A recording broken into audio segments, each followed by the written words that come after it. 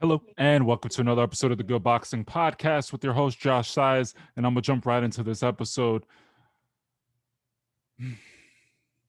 Tyson Fury versus Deontay Wilder 3, the trilogy, the match that was supposed to either give redemption to the Bronze Bomber, saying that the last fight was a fluke, or be a definitive dagger in the Fury versus Wilder trilogy for Fury if he were to win, has unfortunately been postponed due to an outbreak in Fury's camp.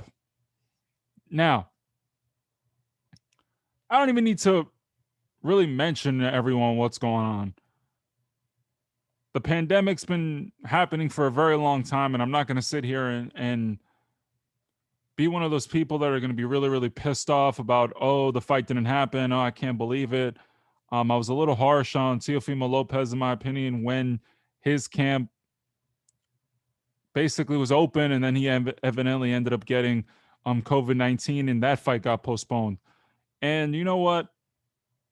We're living in an open world, and little by little, restrictions are easing. More people seem to be in camp. More people seem to be vaccinated. So I think people are kind of letting their guard down. But this is another case of we can't take things for granted. You can't let your guard down, and you never know more or less what could happen. One positive test for COVID-19 can end up in an entire fight or an entire fight essentially just being over. I mean, honestly, at this point, between the arbitration where Anthony Joshua was supposed to fight Tyson Fury and then Deontay Wilder in a power move by PBC Showtime, Al Heyman decided to be like, nah, that's not happening. You got to fight Deontay Wilder. You guys know the story. The court sided with Deontay Wilder, and the fight happened. Now, in this case, if the reports are true, Tyson Fury is the reason why this fight is going to get postponed due to somebody in his camp or his team getting the virus.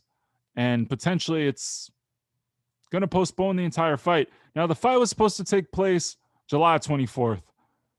That's literally a few weeks away, and a lot of people were very, very excited for the fight, including myself.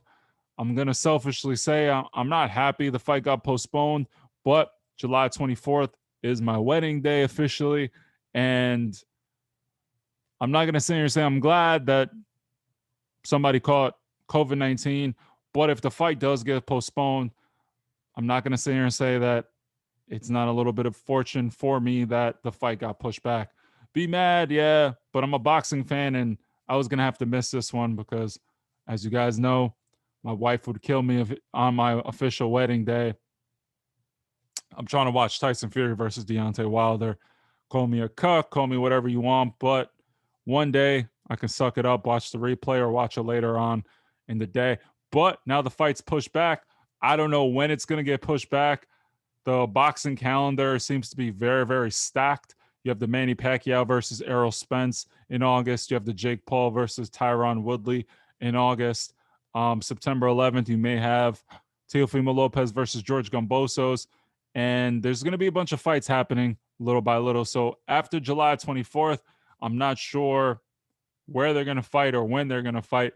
But I did want to talk about if there is a postponement, what are the ramifications of it and who benefits from it? If there's a benefactor from it, you got to kind of look at the bright side in these things. Now, the person, in my opinion, that benefits the most from a postponement is Deontay Wilder. And why I say that is Malik Scott is brand new to the camp. He gets more time to develop a game plan that's going to better Deontay Wilder's chances against Tyson Fury. You get to build that chemistry. You get to essentially feed that ego that maybe Tyson Fury, Deontay Wilder wasn't selling well, or build whatever narrative they have to build in order for them to get that confidence going back into the ring. I think working with Malik Scott for another month or two, get a couple more weeks, get the right sparring, let Malik Scott develop his game plan that he wants. And let's be honest, the more time you have to study somebody, it could be a positive or a negative. But I think in Deontay Wilder's case, given the fact that he hasn't relied on his boxing ability and the fact that his first game plan was so ineffective against Tyson Fury in that first fight and the second fight, First fight, his game plan was very ineffective, and then he landed some punches when Tyson Fury clearly had a lapse of judgment. He fell asleep. I don't know if it was him not being sharp, or to be honest with you, I think he didn't realize that Deontay Wilder had never been really stepped to, and the bully was never bullied before. So, third fight coming, more time off, more time in camp, more practice, never hurts anyone. Now, my big fear for this fight is I'm a big Tyson Fury fan. And I'm going to be honest with you. The longer Tyson Fury is out of the ring, in my opinion, the more detriment it is for him. As the boxer, as the guy that relies on reflexes, timing, the more you ice someone that's a counter puncher, even in being forward and on the front foot, he counterpunched. He went forward, went to the body, bent to the side, switched.